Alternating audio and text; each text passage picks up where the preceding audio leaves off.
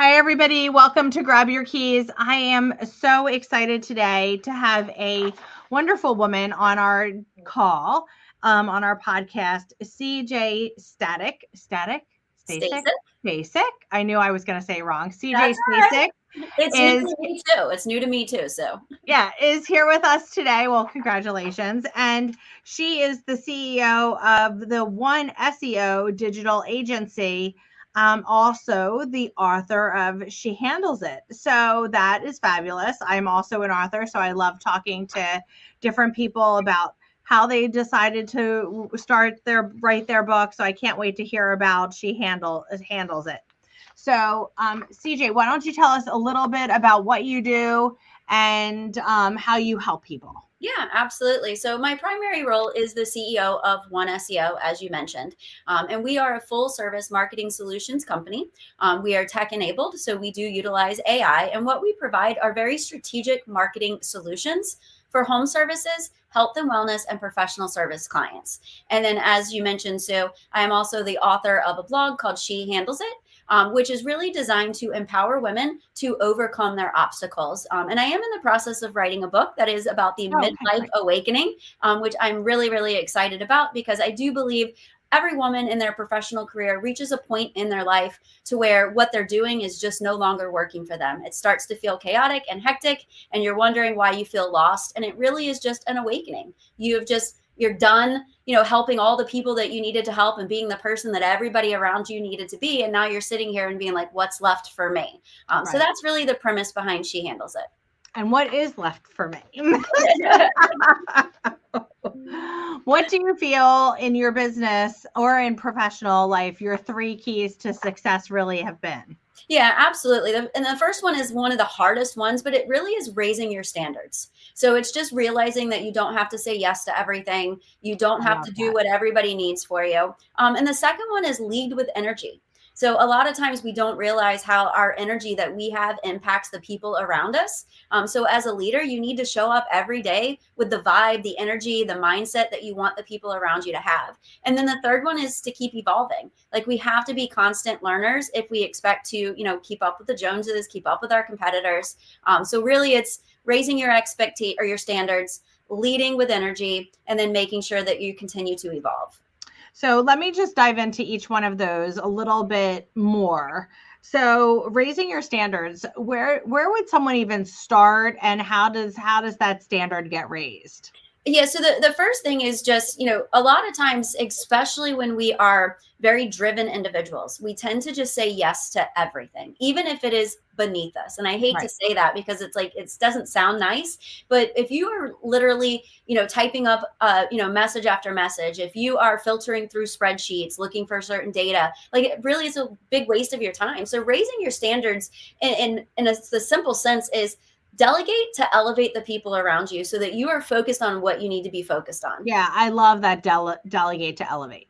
I love that. I stole that from EOS. I wish it was mine. Yeah, delegate to elevate. I love that. So lead with energy. It's so coincidental.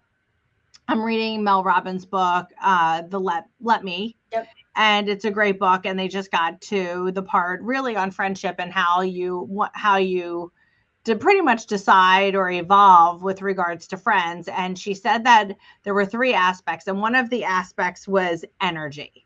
And I just thought it was so coincidental now that you said energy. I just listened to her book this morning. She was saying energy. How does somebody raise their energy up and lead with energy? Like, I do believe that I lead with energy.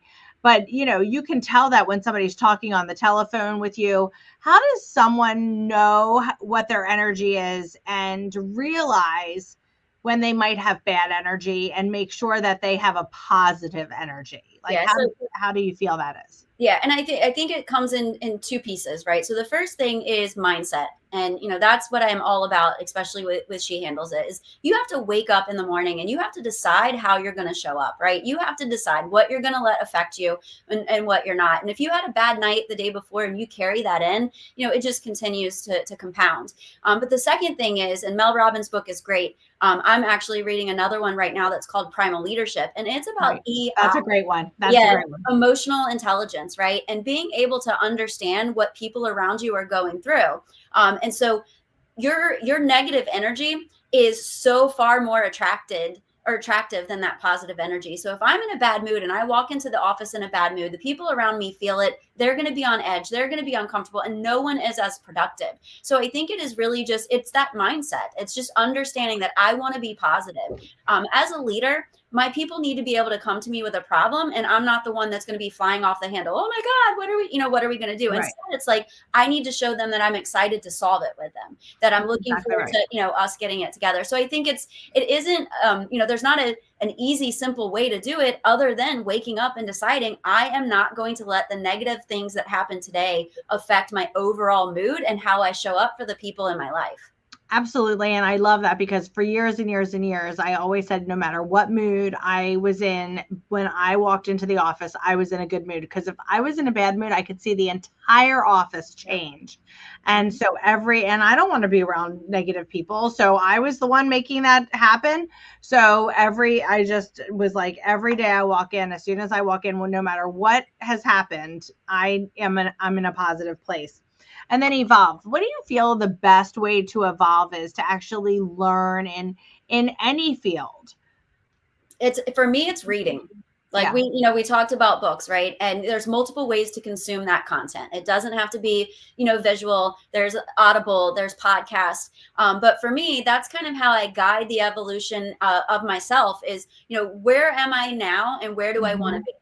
So you talked about reading Mel Robbins' book and, and being able to let go of how other people impact you, right? I'm going to let them think what they think. I'm going to let them say what they say. I'm not going to worry. I'm going to show up how I want to show up. So I believe that you have to be very strategic with the education of yourself. If I want to learn more about paid marketing, then I need to go out and I need to do some research. I need to find the latest articles or the latest book, and I need to want to consume that information. If I am struggling to show up with a positive attitude, then I need to find those books that are going to help me realize, how to continue to show up. If I feel lost, I need some sort of self-help something. So your way to work and your way home from work are your best opportunities to educate yourself by just throwing in a short podcast, or if you got a long commute, read a book, listen to a book. Yeah, it's so funny you said that. So I was just on the phone this morning with my friend, and I was telling her that I was reading, or I was listening on Audible to the book Let Them. We have a book club, and everybody was like, I don't know when I'm going to have time to read it. And so I started listening to it when I blow dry my hair and put my makeup on. I mean, usually as women, we're by ourselves during that time, unless you have little kids running in and out. But I'm an empty nester, so I can pop in my earbuds or listen to it while I'm putting my makeup on, and then blow dry my hair. I pop on my earbuds and I blow dry my hair. And I am, just not thinking, but I'm actually listening. And that is the time that is mine now. I love that that's the time that you picked, because one of the things that I have talked about in some of my workshops is the time is one thing we cannot get more of, but we can change what we do with our time, right? So for me, I had a 40-minute commute. I love music. So I'm hopping in the car, I'm jamming, like it's great, but that enhances my mood, but that doesn't move me forward. So changing to where, when I'm on the way to work, I'm listening to something on Audible, a podcast or a book that is getting me in the framework to walk into that office ready to go. When I'm on the way home, Yeah. And I think that's great. I have a 7-minute commute. So my 7-minute commute makes it not be feasible most of the time because I'm on my phone. But if I had a 40-minute commute, I would love that. I would do some music. I would do some podcast. So some blog. I think that's awesome. And I do think that you can fit time in your schedule, because you're right. We only have so much time. You can't make time. You can't. You just can make what you do with your time in order to evolve. What's one challenging thing that you've faced that you would share with us that makes you who you are today? A couple of years ago, my company was purchased by private equity. And I was CEO at the time of purchase, and I agreed to stay on for the acquisition to go through. But I don't believe that I was 100% prepared for all of the work that it would take to change that organization, right? I'm like, I'll just keep doing what I'm doing. but the private equity firm had, certain expectations, certain things. And so there was a lot of moving parts. So I think for me, one of the things that I wish I had done is a little bit more research, a little bit more education up front about what would happen post acquisition, so that I didn't have to spend a year, making the adjustments, making the changes and things like that. And for me, it really was, I wasn't a business development person inside of our organization. I was the integrator. So for the original founder, which there's not a problem with that whatsoever. However, post acquisition, I needed to be the visionary. And unfortunately, I didn't have the community around me. I hadn't done the business development to be able to be the visionary that I needed to be. And so it took me a little while to be able to build that up. Ultimately, I figured it out, but that was probably the biggest challenge that I think that I face today, is just feeling behind the 8 ball when it came to that side of the fence. Right. And it's so ironic that you say that, because I was just thinking this morning that I think people who have mergers or acquisitions or change their position from like the CEO to president, like that was mine, that when I merged with Success Mortgage Partners in 2018, I do believe that post acquisition, post merger, sometimes you really can't anticipate what's going to happen. Yeah. I mean, you are taking a different role. It's a different strategy, and there's really no way of preparing yourself for that. We would love to be able to prepare ourselves for it, but I don't think that I could have prepared. I just don't think I know what was going to be behind that door. Yeah, no, I walk through it, but it would be nice to somewhat be able to have a strategy of how to do that. And I think that's a lot of the case, especially with females who change their roles within a company or change the dynamic within a company, of how to learn how to do that. That's so key in the market, especially with all the mergers and acquisitions that are taking place. How do you see your industry, especially the digital marketing? It's so like hot right now, evolving. Yeah, AI is definitely the biggest piece of what is making it evolve, and what that's changing a couple different things. So when we really think about generative AI, the first thing we think of is that, replacing certain jobs within our field, right? So content writers, graphic designers, things like that. And ultimately what we found is it has not replaced them. It's just changed their role. But the second piece that is changing is, because of generative AI, we're starting to search differently. We're starting to look for things differently. And so what that means for us in our industry is that we've got to be a little bit more consultative. We've got to be a little bit more strategy focused, because a lot of the delivery can be done utilizing some of these tools. But that human overlay, that's what I call it, the human overlay, needs to be top notch to be able to feed these bots so that the output is what you want. It's great that you can push a button and it gives you a list of keywords. Yay. But if those keywords are not on point, they don't match where your business is headed, they're not, what you're looking for, it's not going to be effective. So I think that's the biggest change, is adapting, one, to what these new roles are going to look like, and two, how people are going to continue to change and evolve the search methods, because marketing has to be able to keep up with that. And I think it can also be like your partner, practically. I think of it now, I use it way more than I ever have before. And I think thinking of other ways and actually researching other ways of how you can utilize it is so incredibly amazing. So I love, that you brought up AI. And I think that over the last couple of podcasts, everyone's brought up AI, which I think is fantastic, because we're opening up more communication, and that it shouldn't be a scary thing. It should be a thing that enhances your business. Yeah, I'll give you an example that just happened today. I love that. It's super relative. So a lot of people are afraid of AI because they don't want to put their information out there. They don't know where it's going. And so there's still a lot of fear around it. However, there are use cases for it that make a huge difference. So for example, the tariffs, the changes with the tariffs because of what's going on within our government. I received an article this morning from one of my financial advisors that was really breaking down what some of these big changes are going to do and who it's going to impact and how.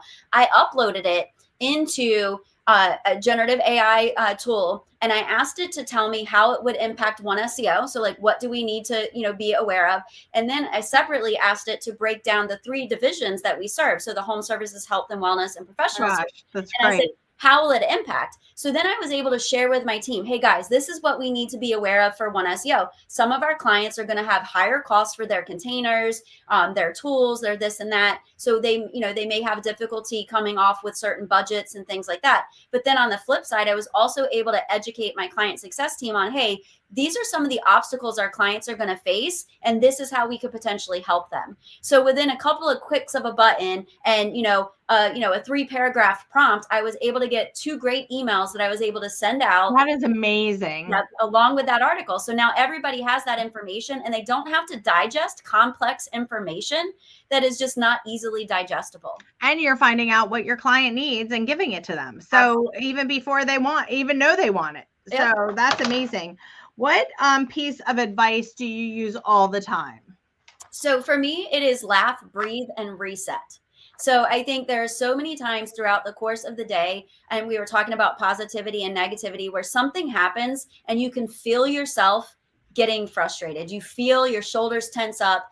And in that moment, I like to find something that makes me laugh, right? So whether that's taking a break to talk to somebody that's funny, watching a video, listening to music, because once you laugh, you raise your vibration, and then you can actually take that deep breath and then reset, and you're right back to that positive mood that you're trying to maintain. Yeah, this is also coincidental. You get so much when you're reading, for sure. So, and then you can draw from it so much in different conversations. So Mel Robbins said that emotion only lasts for 90 seconds or something like that. And I thought that was so amazing that she said that, because if you ride it, you reset it. Yep. And that's wonderful that you say laugh, breathe, reset. And laughing does cure so many wounds. And it really does. It's contagious. I love laughing. It's amazing. It is contagious. And people love to hear laughing. I always said I love to hear even a baby giggle, and then that goes through different chapters in different lives. Like I love when my 20-somethings girlfriends come into my house and they're all like chatting and laughing. It just brings joy to my heart to see that. So you're right. Laughing cures a lot of wounds. And laugh, breathe, reset. I'm going to remember that one. So if you could mentor your younger self, what do you think you would tell her?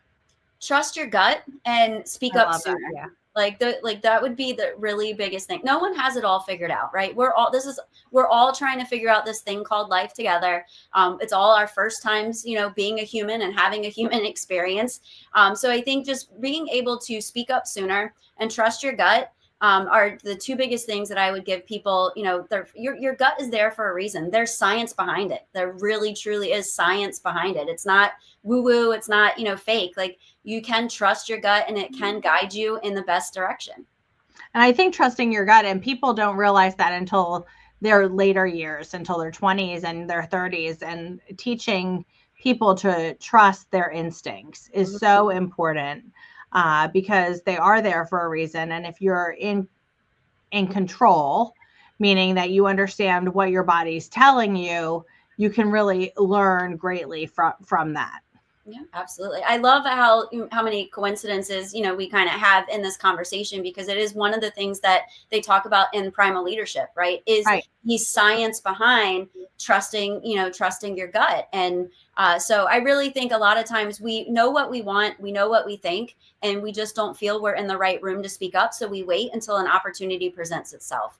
So that would be my biggest thing, is just I love that. Sooner. And one of the things with regards to laughing, loving, having gratitude for the laughter and the breathing and the resetting, because everything that you've said really is raising a vibration, which is what you started talking about in the beginning of your 3 keys to success. Yeah. And then you proceeded in everything that you've said so far is really raising the vibration of a mindset of gratitude. Absolutely.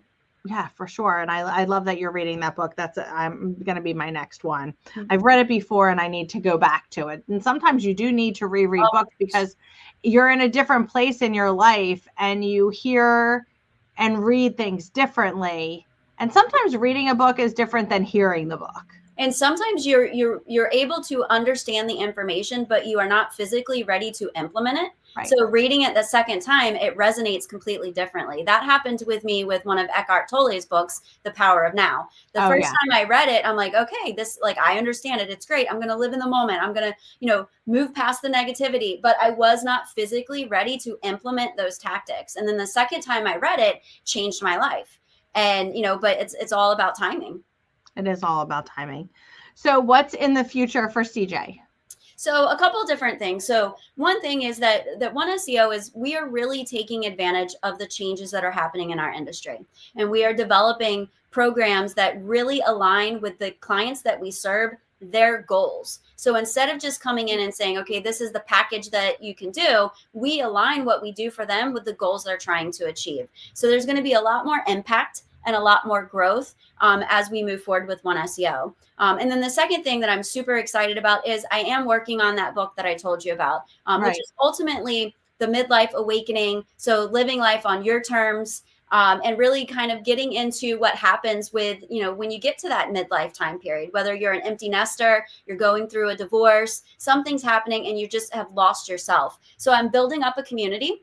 So anyone that's interested can definitely check out shehandlesit.com and see all of the blogs. And then soon there's going to be a place where they can sign up to join a community where like-minded women get together and figure out how we can help one another. I love that. And move forward. I love that. And that actually works with our mission, because one of our imprints in from 2025 until 2030, or even beyond that, is I noticed that I do a lot of mortgages for women. And our goal is to help 500 women between now and 2030 get into homes so that they can build generational wealth, whether they have a family, whether they don't have a family. And that's really just helping build a community, because I do believe that will help a lot of people in realizing that they can do it. You don't need to wait until you're married. You don't need to wait until you have the perfect scenario. There is no perfect scenario, especially with women at any given point in time, because we are always handling it. So I love that people can go to She Handles It. And I love that you're building that community. I'd love to be part of it. Absolutely. So, my goal for that is 100 women, 100 empowered women, empowering women by 2026. Oh my gosh, that's great. 100. Well, I will do everything I can to help you get to that goal. So everyone out there listening, share it, send this podcast out to everyone. And CJ, it was amazing seeing you. Everyone, thank you so much for listening to Grab Your Keys. And we look forward to seeing you next time. Have a great day. Thank you.